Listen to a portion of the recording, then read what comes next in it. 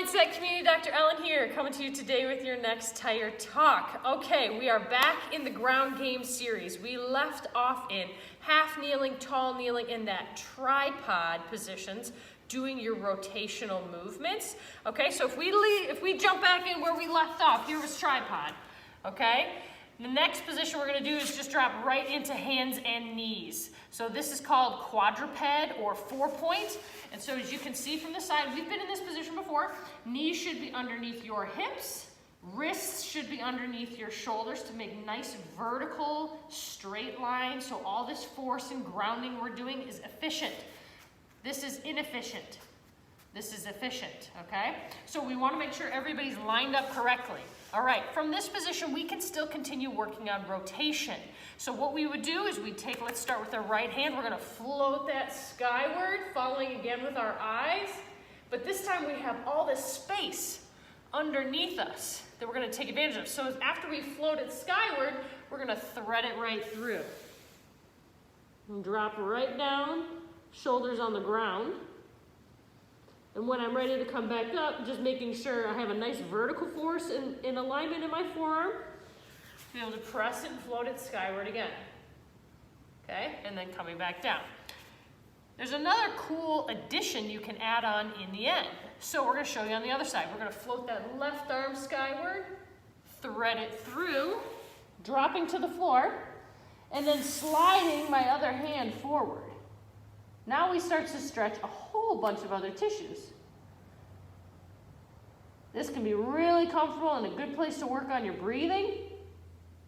And then you can slide your hand in. Again, we want a pretty vertical forearm. Ground the hand, press into the floor. Return skyward, and come back to the ground. Okay, so there's your rotation, just adding a little bit of what we call thread the needle. And you can even add that slide of the top arm forward to get even more elongation and mobility there. All right, so that's the next one. Number 2 on the list today is called the cat-cow. Some people call it cat-camel. This is a really wonderful place to utilize flexion and extension in unloaded positions in the spine in order to work on your mobility. Should be really comfortable, but there's 2 pieces in there that really make or break this movement that I want to solidify with you. So if you hop on hands and knees again, shoulders over wrists, knees under the hips, nice good alignment. The first position we're going to do is we're going to kind of arch, but you need to initiate with the pelvis, okay? So if we're going to arch, the pelvis is going to tuck underneath, almost like as if you were a dog and you had a tail. Tuck that tail under you, then fold the rest of the spine.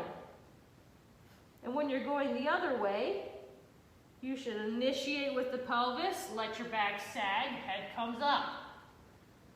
Okay, to go again, initiate, tuck the pelvis, round the back, tuck the head.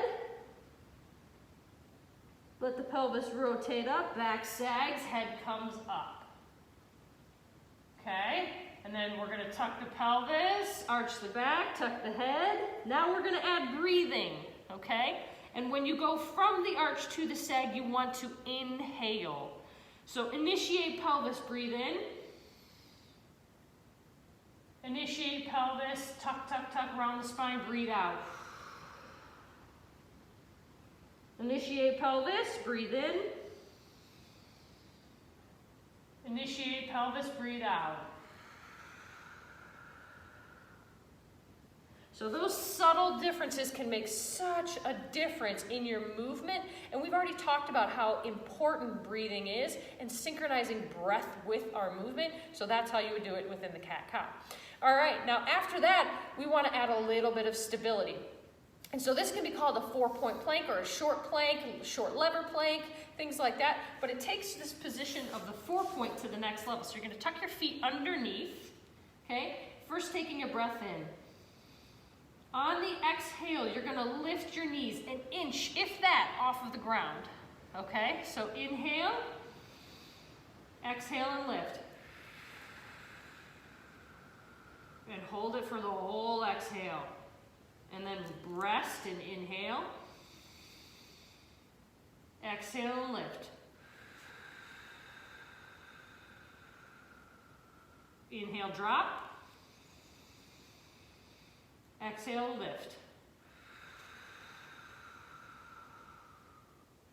okay?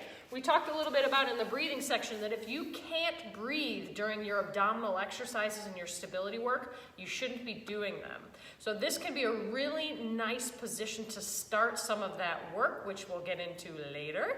So this is a nice kind of thing where we're planting the seed and we're going to see what you can grow. So just remember, breathing is important. Look for your alignment and try these 3 moves. The 4-point thread the needles. Then you've got your cat-cow with your breathing and pelvis initiation. And now you've got a little bit of core stability work with that 4-point plank, focusing on sequencing with your breath. All right? We love you more than you know. Have a great week.